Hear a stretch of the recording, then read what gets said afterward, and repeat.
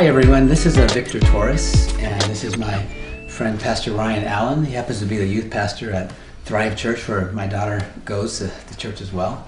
And we're here basically to talk about arm wrestling a little bit, to kind of help people become more familiar with what this sport is about. And I know I was introduced to it back in the late 70s when I used to watch it on the Petaluma World Wrestling Championship Tournament on ABC World of Sports. And so that's kind of how I got introduced to it, and just love watching it on TV. And then eventually I started entering tournaments. Leonard Harkles is the gentleman who puts on a lot of tournaments, as well as Bill Collins.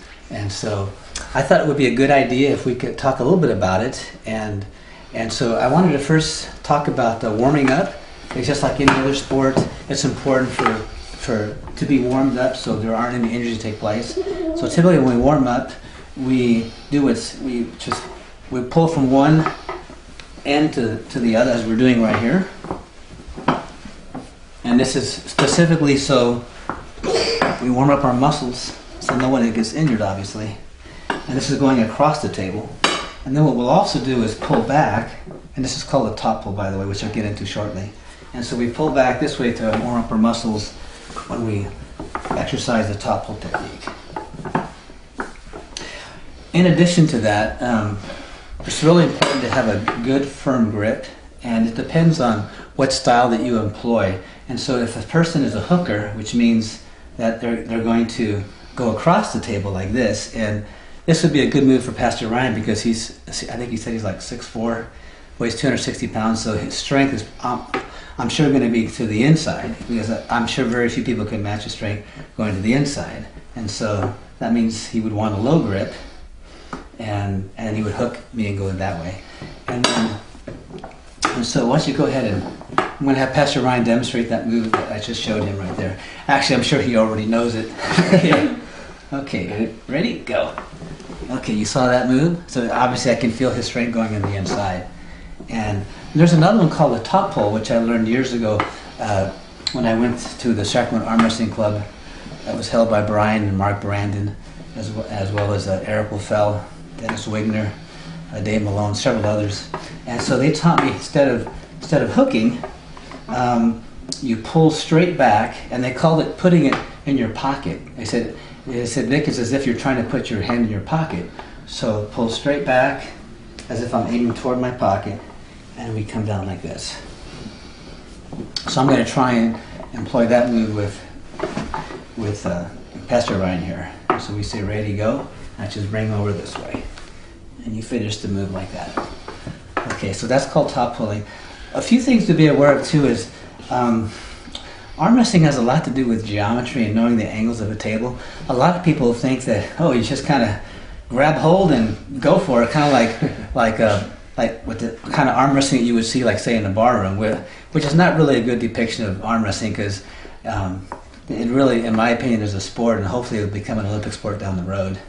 And so anyway, so some things that are important, I think, to remember is also where you place your elbow has a lot to do with the direction that you're going. Like, some people like to put their elbow toward the front of the cup, and there usually is a cup that's either square or round right here, and this one is actually all flat because it caters to being able to practice better. And so it has a lot to do with where you're most comfortable. Like Pastor Ryan, as you can see where his elbow is right here, he feels comfortable right there. I like to put my elbow kind of back, because since my move is going straight back, I kind of like to it's almost like sitting in a sitting position, and this is where my strength is, so I pull back this way. Okay, and so also there's something called the finger walk, where when the ref says ready, go, my fingers will slide over Pastor Ryan's hand, and as you can see, if he tries to wrestle, it's really hard to wrestle, right? Yeah. Because you don't have your hand. Yeah. So part of the technique involves pulling him back this way with the top pull, and also taking his fingers at the same time, which makes it real tough to wrestle. And that's what I'm doing here. And basically, if he tries to come back, he's fighting himself. Yeah. See how hard it is? Yeah. Yeah. So that's what happens. No strength. Yeah, it's real tough. So and because he's so big and strong, I'm trying to pull him this way, because I know if he gets his shoulder in here, I'm probably done for because he's so strong. As you can see, I only weigh 154 pounds. And also another move that I've learned over the years, let's see if we can, okay, actually it's just, for example, let's see if we can do it this way. When the ref says ready, go, let's say you get stuck, let's say you're pulling and no one's going anywhere. If you slide your elbow forward a little bit, you're posting up, which gives you a higher leverage over your opponent, and then you can bring them back more easily. And sometimes actually, I'm going to do this left-handed so I can show it better this way. When you're pulling on someone, say we're going this way, let's say I'm stuck. Sometimes the best thing to do is just to get in what's called a hold position. And because here we have an advantage, you're hoping that eventually your opponent will wear out.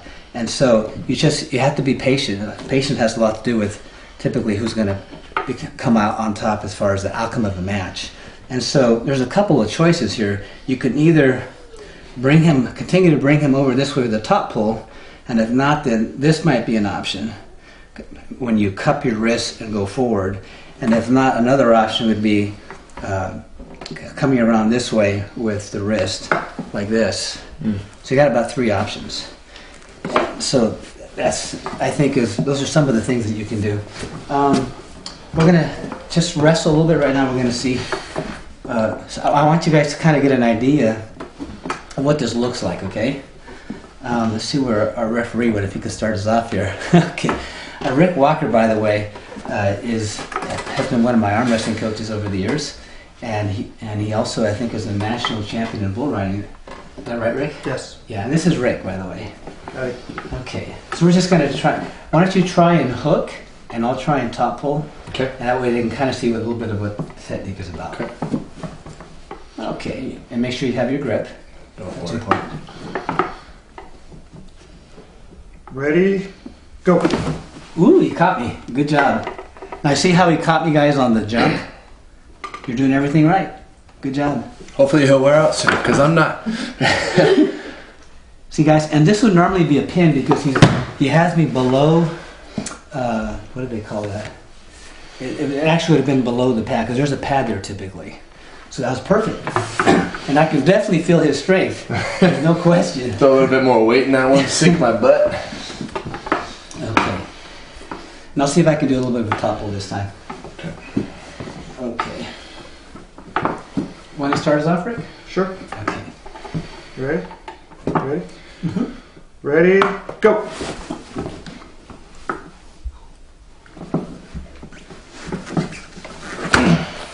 Okay, what I did there, guys, I hadn't discussed that move yet. That's called laying on your tricep. So since I could feel that he's much stronger than me, I wouldn't be able to he still beat match his strength. So what I did was I pushed forward and I laid on my tricep, which made my hand higher, and it also at the same time opened up his hand a little bit. And I was able to bring him down that way. So obviously, there's no way I can outmuscle Pastor Ryan here. He's big and strong. So I got to outsmart him. You got out and of my fingers. I was pulling with hopefully my be faster. So that's the beauty of arm wrestling, is not always the strongest person doesn't always win. It's the person that's oftentimes either the fastest or the craftiest. Yeah. So that has a lot to do with that as well.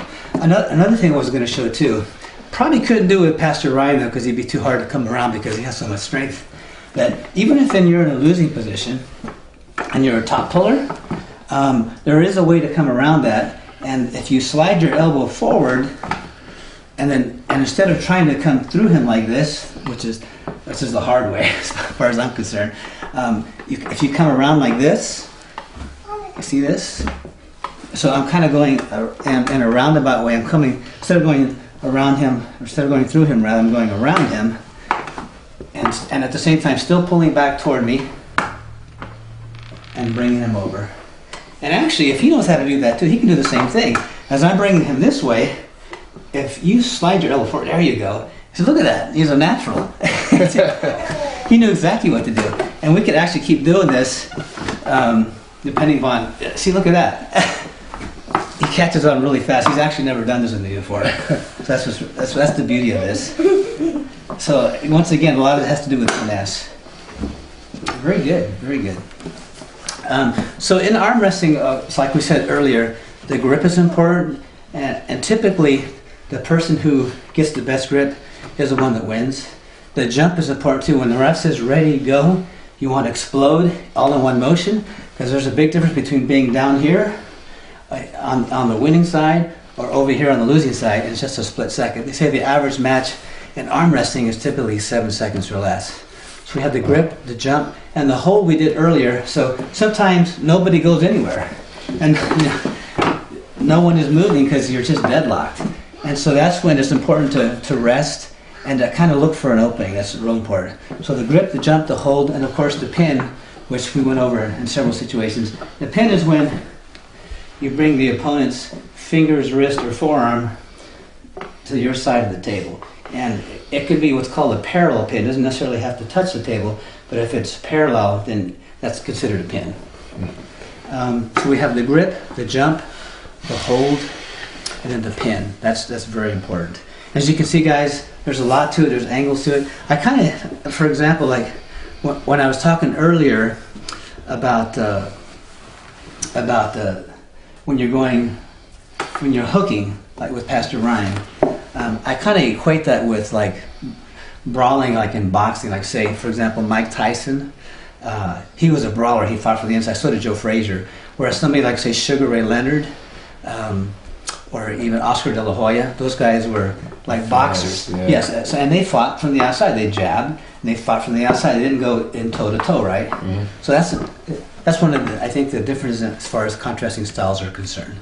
So that, in a nutshell, I think, kind of explains a little bit about arm wrestling. There's a lot more to it than I think people normally think. It's not just let's go arm wrestle and just brawl it out. There's a lot of moves, and these are just a few basic moves that I'm showing you. It would take more time, of course, to go over all of them, but I just wanted to make sure that we're clear on that. One thing that I think is neat, too, is different times when I have entered a tournament, the Lord has given me several scriptures to encourage me. I know from the book of Psalms in chapter 23, verse 5, it talks about how I prepared a table before you in the presence of your enemies. And so God spoke to me and said, I prepared literally an arm wrestling table before you to strengthen you as you go to battle.